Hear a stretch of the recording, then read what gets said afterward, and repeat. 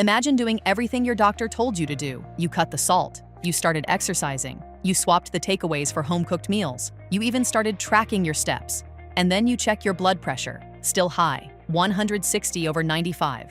Maybe higher. No explanation, no warning, just the same stubborn numbers staring back at you. Here's what nobody is telling you. For a huge number of people, high blood pressure has almost nothing to do with how much salt you're eating, and everything to do with when you eat. There's a hormonal system running quietly in the background, activated multiple times a day, silently instructing your kidneys to hold on to sodium regardless of how clean your diet is. And most people have absolutely no idea it's happening. By the end of this video, you'll understand exactly what that system is, why it's working against you, and the one simple shift that could finally start moving those numbers in the right direction. Blood pressure advice has been stuck in the same loop for decades. Eat less salt, exercise more, lose weight. And look, that advice isn't wrong exactly, but it's massively incomplete. Because for a large group of people, particularly those who are already health conscious and doing most things right, those changes barely make a dent. The reason? Blood pressure isn't just a volume problem, it's a hormonal problem. And until you understand the hormonal side of this equation, you can restrict salt forever and still never fully fix what's driving your pressure up in the first place. So let's break this down, starting with why doing everything right sometimes just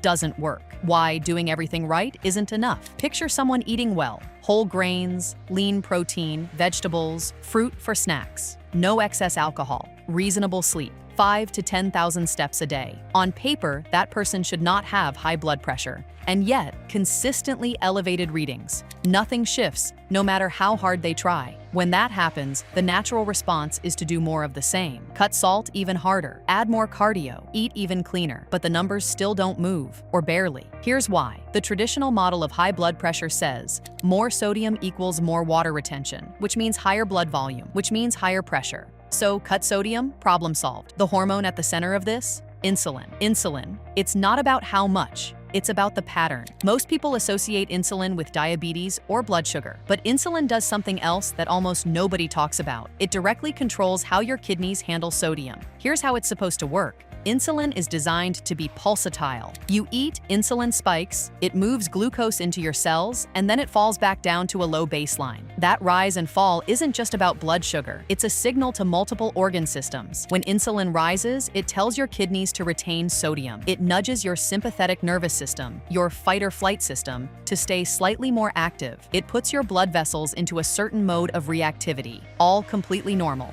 when it's temporary. The problem is what happens when insulin never falls. Think about a typical modern eating day. Breakfast, mid-morning snack, lunch, afternoon snack, dinner, evening snack, maybe something small before bed. Even if every single one of those meals is healthy, even if it's all whole foods, no processed junk, no added sugar, you're still triggering insulin release 6, 7, sometimes 8 times a day. And because those eating occasions are spaced just 2 to 3 hours apart, insulin never fully returns to baseline before the next one arrives. What chronic insulin does to your kidneys. This is where it gets really important. Your kidneys don't care about the quality of what you just ate. They can't see whether your last meal came from a farmer's market or a drive-thru. What they respond to are hormonal signals. And when insulin is elevated, those signals are clear. Retain sodium. This happens through a specific mechanism in the kidney's filtration units. Insulin directly stimulates sodium reabsorption in the kidney's collecting duct, a finding confirmed by research published in Hypertension, the Journal of the American Heart Association. Importantly,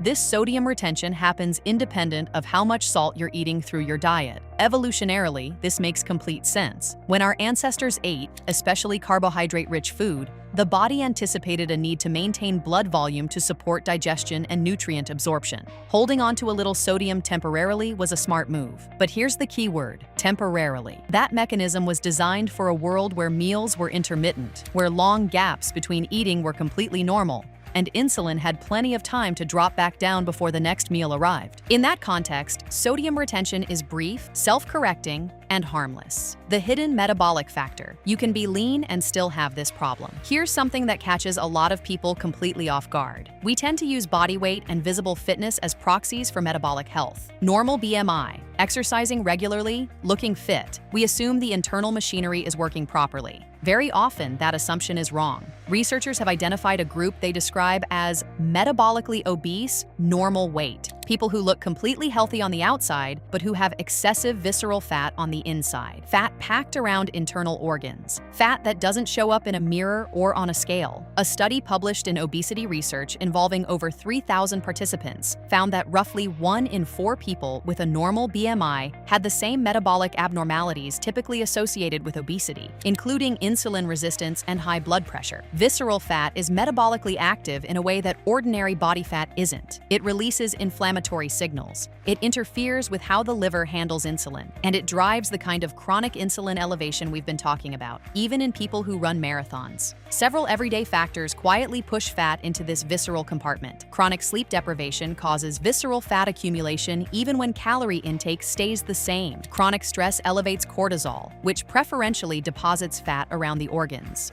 Menopause shifts body composition in ways that don't always show up on the scales. Even moderate alcohol consumption contributes to fatty liver and insulin resistance over time. The one mistake that's keeping your blood pressure high. Let's name it clearly. The single most common mistake that health-conscious people make, the one that keeps blood pressure elevated even when diet and exercise look good on paper: constant feeding. Eating or drinking something that stimulates insulin frequently enough throughout the day that insulin never drops back to a true baseline. That's it. It shows up in a few different ways. Grazing is the most obvious. Eating small amounts throughout the day, sometimes because you've been told it keeps your metabolism running or stabilizes blood sugar. The research doesn't support that reasoning, and what it does do is prevent insulin from ever falling. Liquid calories are less obvious, but just as impactful. A morning smoothie, a protein shake post-workout, a glass of juice at lunch, a couple of glasses of wine in the evening. Each one triggers an insulin response. And because liquids are absorbed faster than solid food, you get a sharper spike followed by a prolonged elevated tail. Healthy snacks are the most deceptive. A handful of almonds, some fruit,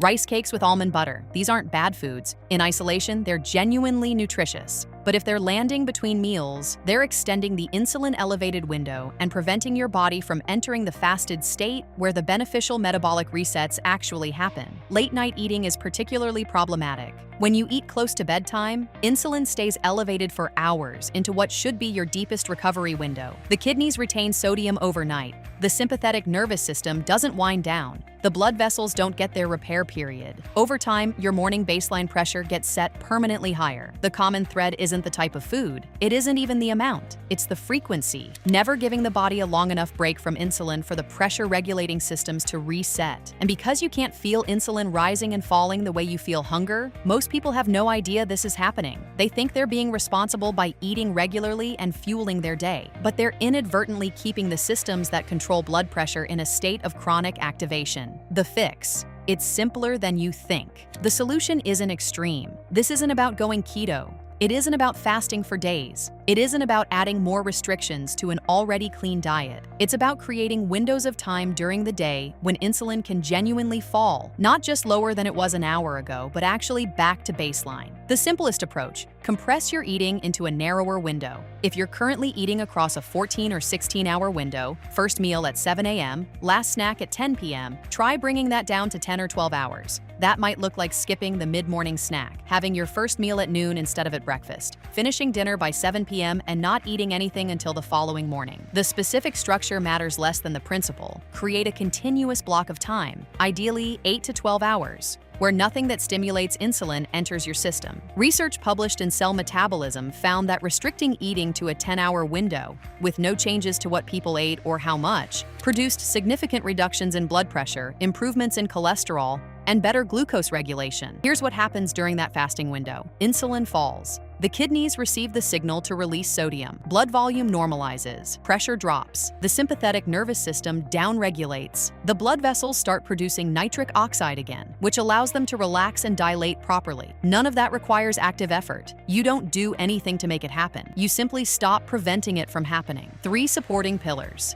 Beyond eating windows, 3 other factors significantly influence this hormonal system. Exercise timing. We know exercise is good for blood pressure, but part of the reason is that it dramatically improves insulin sensitivity. A single moderate workout can keep your muscles more receptive to insulin for up to 48 hours afterward, according to studies in the Journal of Applied Physiology. That means your body needs less insulin to handle the same amount of food, which means lower overall insulin levels, less sodium retention, lower pressure. Timing your largest meal or highest carbohydrate intake around exercise amplifies this effect. Sleep quality. Sleep isn't passive rest, it's active hormonal repair. Growth hormone rises, cortisol drops, insulin sensitivity improves. Research has shown that just 4 nights of restricted sleep can reduce insulin sensitivity by roughly 30% in otherwise healthy adults. If you're chronically undersleeping, you're fighting every other positive change you make because your baseline insulin resistance is quietly elevated at all times. Managing visceral fat drivers. Chronic stress, poor sleep, alcohol consumption, and hormonal transitions like menopause all contribute to the kind of visceral fat accumulation that sustains insulin resistance. Addressing these isn't optional. They're part of the same underlying mechanism. Let's bring this full circle. High blood pressure doesn't stay elevated because you lack willpower. It doesn't stay high because you haven't tried hard enough or restricted enough. For many people, it stays high because the hormonal system that controls pressure never gets a chance to reset. And the reason it never resets isn't usually the wrong foods. It's the frequency of eating. It's never giving the body a long enough break from insulin secretion for the kidneys to release sodium, for the nervous system to downregulate, for the blood vessels to relax. When insulin is chronically elevated, your kidneys retain sodium no matter how little salt you eat. Your sympathetic nervous system stays activated no matter how calm you feel. Your blood vessels lose their flexibility no matter how fit you are. That shows up as blood pressure that seems completely resistant to all of the conventional advice. The solution is not more restriction. The solution is better timing. Give your body the windows it needs to reset. Let insulin fall. Let the pressure system stand down. And beyond blood pressure, you're addressing the same underlying dysfunction that connects to type 2 diabetes, fatty liver, cardiovascular disease, and even cognitive decline. Insulin resistance isn't just a blood pressure problem. It's the central thread running through almost every major chronic condition we face today. Fix the signal timing, and a lot of things start to improve, not just the number on the monitor.